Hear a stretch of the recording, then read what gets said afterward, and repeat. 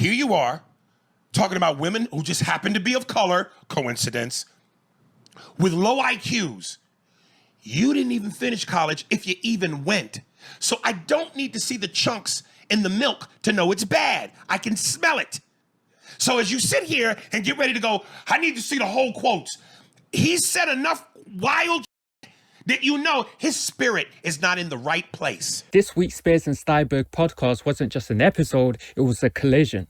Aries Spears and Andy Steinberg sat down to tackle the explosive subject of Charlie Kirk's assassination, and what followed was less a calm conversation than a verbal wrestling match inside a burning building. Aries planted himself firmly against Kirk's rhetoric, especially on race, abortion, and gun control, while Andy stepped into the dangerous role of devil's advocate, asking if maybe context could soften the sting of Kirk's most outrageous statements. The discussion wove through Kirk's controversial comments on race, gender, and religion, his unapologetic defense of gun deaths as the price of freedom, and the dark irony of him dying by the very weapon he so vigorously championed. Aries dismissed the idea that snippets of Kirk's statements needed more context, insisting that enough bad milk is still sour even if it comes from different cows.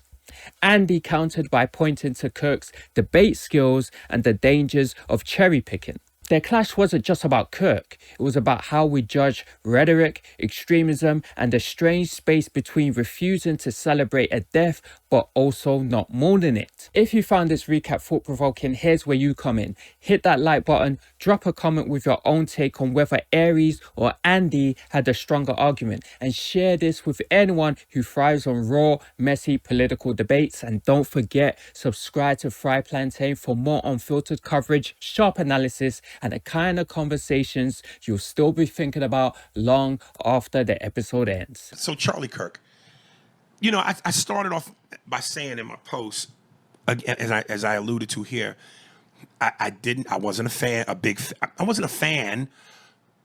And certainly whenever he talked about race and things within our community, but I wholeheartedly could look at him and watch him shoot down the transgender thing all day. I don't necessarily agree with his stance on abortion. It's a woman's right to do whatever she wants. I didn't agree with his stance on gun control. So the only thing I agreed with him on was the transgender thing. And you know, again, what happened to him shouldn't have happened. You should be able to voice your opinions without your life being cut short due to murder, assassination. And there were people that were celebrating, which I think is wrong. And we kind of mentioned it last night where I told you that a lot of people were going, while I don't celebrate his death, I also am not mourning him. And you said that was fair. And I think that is fair because, you know, as this thing is unfolding, there are so many clips online and you know, people cut together like compilations of things that he said, which when you take a step back and look at it, you go, dude wasn't really a good dude. And I want to play two clips that kind of expand on that. By the way, this is my other problem with death penalty. It takes too long, too many appeals. Expensive. It should be public. It should be quick. It should be televised. And by the way, I would totally tune into.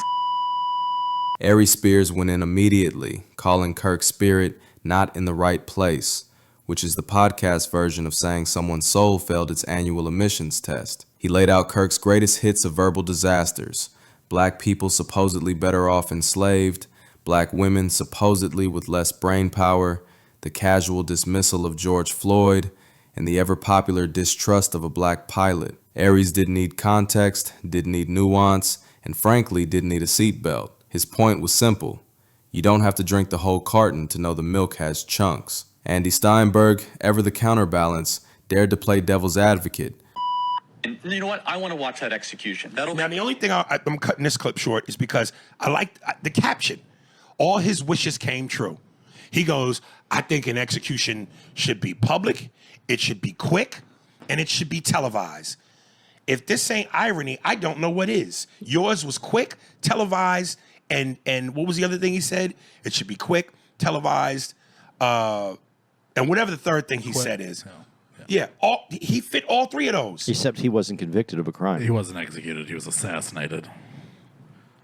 But You know, I somebody get it. basically said, pick whatever saying you want. You reap what you sow. Chickens coming home to roost. You die on that hill. He put so much out to the universe in terms of what people were saying was negativity. And some might use the word evil. That it just seemed like, how ironic. See, I have a completely different take. I think that today, if you could talk to Charlie Kirk, he still stands by his gun control argument, his gun argument, the Second Amendment. He would be race baiting this. Or He said he would be stoking the fires right now. Well, I don't want to misquote him, but he said something to the fact of gun violence should happen. God, what did he say? It's going to happen. Just No, I when want you the have I want guns. the actual quote. He said something about there should be gun deaths so many times. sometimes there has to be gun Collateral deaths damage. because to codify the Second Amendment, basically. Okay, so there was a cartoon where he's standing in heaven, and there's a bunch of little kids in front of him with red dots, meaning bullet holes, and they're quoting his quote back to him as he stands in front of them with a bullet hole, red dot on his neck. Then came the gun control irony, the elephant in the room that brought its own shotgun. Kirk had long insisted gun deaths were an inevitable price for freedom, and that sometimes there has to be gun death. Unfortunately, his own assassination by rifle seemed to audition as Exhibit A. Aries noted the cruel symmetry. Andy countered that Kirk would probably still stand by his words. It was a debate so circular it could have qualified as a hula hoop. But I still think that he believes in that. I think he believes in it because we can say this. And listen, I don't know where I stand on gun control. I really don't. I would like to be more educated before I say anything because it is different. The gun that he was killed with wouldn't have been in any gun control laws. It was a long gun. It was a hunting rifle. It can be used for hunting. It's Does long. it make a difference if a scope is on it or not? No. So that is not that wouldn't fall under that. But my point is that I think that he would say he said what he meant, and I think that he knew very well that he could be someone. He's had death threats. I'm sure that he knew that he could be one of those people, but he still said it, and I think he meant it. His life wasn't above the laws of the land. That he believed in the Constitution, and that he was not above it. That if he was one of the people to be taken out. Yeah, it's worth it to have a cost of, unfortunately, some gun deaths every single year so that we can have the Second Amendment. He's not saying that people need to be shot. He said, or killed for it to unfortunately. happen. Unfortunately, of course, if you're going to have guns, there's going to be guns deaths.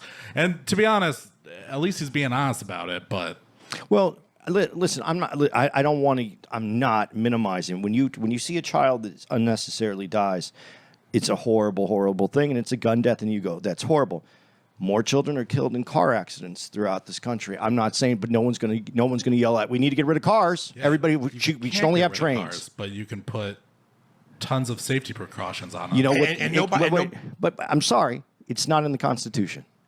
It's in the Constitution, codified in the Constitution, that we have a right to those guns. But car accidents are just that. Accidents. Yeah. Nobody's getting into a car going, I'm going to mow down a school full of kids.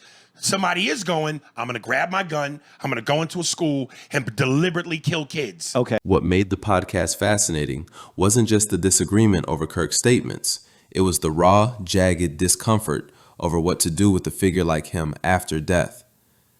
Aries rejected celebrating or mourning, landing somewhere in the Switzerland of emotions.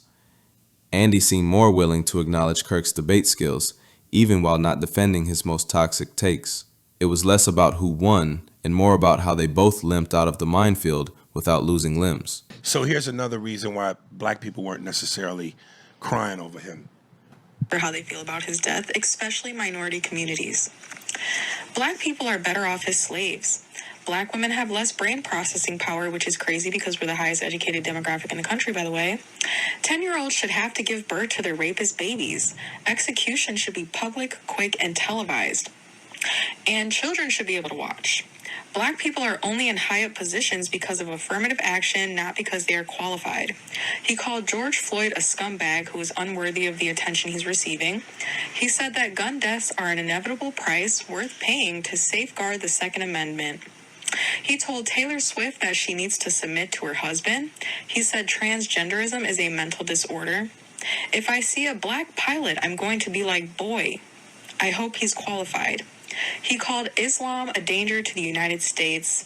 He said Jewish communities have been pushing hatred against whites. And there's many, many more. So again, this is why people are like, still was a piece of shit. If you just take those little snippets out of what he said, though, of course you're going to get some fucked up shit. That's the problem that is you're seeing this is white nationalism, a little bit white supremacy wrapped up nicely with a suit and a smile. He's telling you all those things, but he's also doing it in a nice No, upbeat it's not just a manner. nice way, because those things are snippets of what his whole conversation is. Okay, whoa. right, So I got wait, a quote. why do you do that? So are you saying that we needed to hear the whole quotes to think of them differently or see them differently? I hope that he's qualified as a black pilot.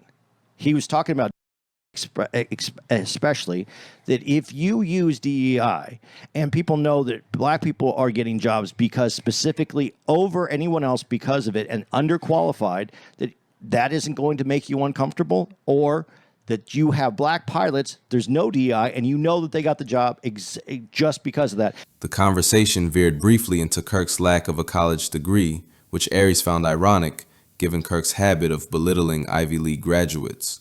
If credibility were a credit card, Kirk would have been swiping a library card while mocking people holding black Amex. But Andy defended Kirk's intelligence, even if uncredentialed, pointing out that smart people don't need diplomas to cause chaos. And somebody had a nice retort to that, talking about their brain power. All of them either graduated from Harvard, Yale. You know where he graduated from? Harper College. Who? I don't even think he went to college. He didn't go to college. Charlie Kirk. He didn't go to college. Harper. Somebody said Harper College.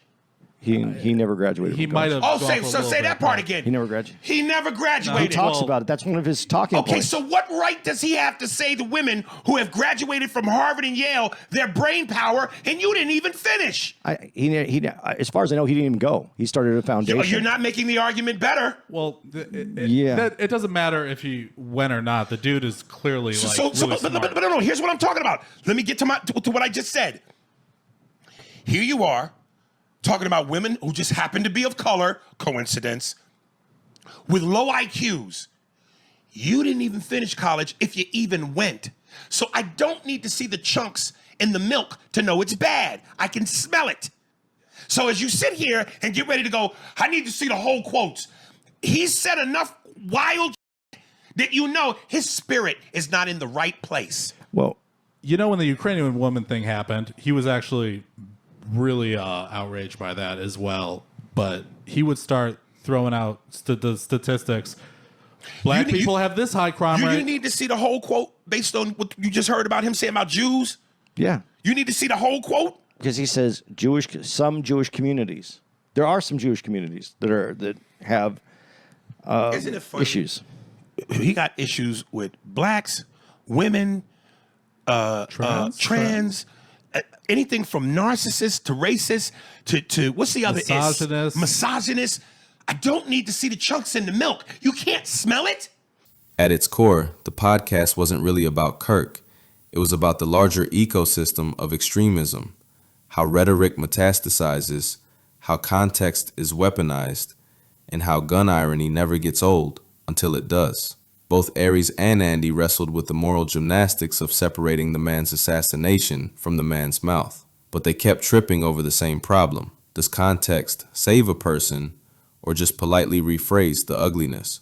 In the end, their tension became its own statement. Aries planted himself on the side of, wrong is wrong, no need to dress it up. Andy argued for the possibility of nuance, even when the nuance smelled suspiciously like sour milk. And the audience? We sat back, uncomfortably entertained, reminded that politics, death, and humor are a messy threesome that nobody really wants to watch. Yet somehow, here we are.